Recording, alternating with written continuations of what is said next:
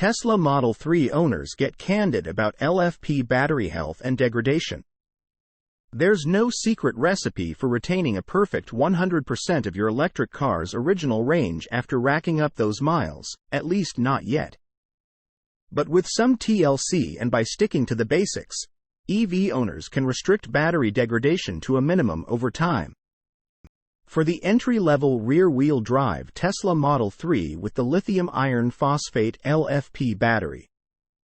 One of the best ways to minimize battery degradation, according to Tesla, is to fully charge to a 100% at least once every week. But would that really ensure the best range retention? How does battery health vary when you charge regularly to 80% instead of 100%? And what's the average degradation percentage in Model 3's LFP battery? Some owners weighed in through a Reddit thread to help answer these questions. Before that, here's some essential battery information. LFP batteries are generally more affordable and have a longer charge cycle compared to NMC nickel manganese cobalt counterparts, making them more suitable for entry-level models like the rear-wheel drive Model 3. Tesla Model 3. After 3 years. Costs, battery degradation, pros and cons. Tesla battery capacity degradation averages 12% after 200,000 miles. In recent years, carmakers have moved away from metals like cobalt for certain use cases due to ethical reasons. LFP batteries, despite being less energy-dense and delivering a comparatively lower range, have become quite popular due to their cost-effectiveness. Tesla uses CATL's LFP batteries for the standard Model 3 and Model Y globally. Moving on, dozens of owners of the LFP battery-equipped Model 3 seem pretty darn happy with their EVs.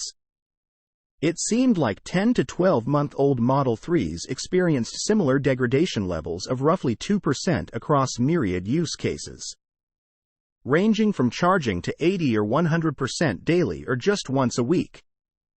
Multiple owners echoed that battery age was more of a factor in degradation than the number of miles driven, at least in the initial few years.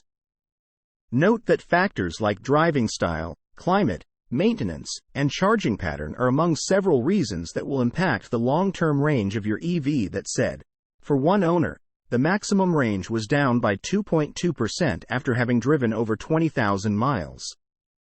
Model 3 LFP, bought in January 2023.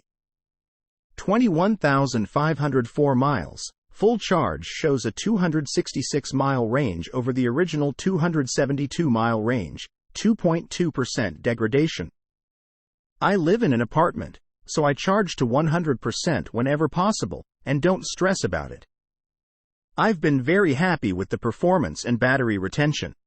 However, there were some exceptions. Older models naturally had more degradation, with this owner saying his Model 3 lost nearly 5% range in 2 years. 2022 RWD LFP, 85,000 miles. Bought the Model 3 about 2 years ago, November 2021. The current max range is 259 miles. So about 4.8% degradation. Daily charge to 100%, but most of the time I use the car within 30 minutes from when it finishes the charge, so the car doesn't sit at 100% long. It's also possible that, for some owners, the battery management system BMS may not have displayed the true range due to calibration inaccuracies and shifting voltage within individual cells, according to the data logging app tsla. But the BMS can be easily recalibrated by letting the range drop to under 10% for an hour and then recharging to 100%. This allows the system to reset and show a more accurate range, as per tsla. 9-month-old.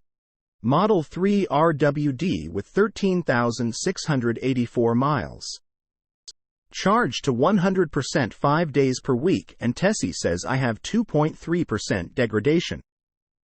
I don't worry about it, and nor should you. Do what the manual says and enjoy the car. The BMS is smart and the battery will be just fine. Dozens of other owners have shared advice for extracting the maximum range from the Model 3's LFP battery over time. Whether you're an early adopter or a newcomer, you might have some takeaways from these drivers who've already clocked thousands of miles on their EVs. Source: reposted and summarized from Suvrat Kothari at Inside EVS.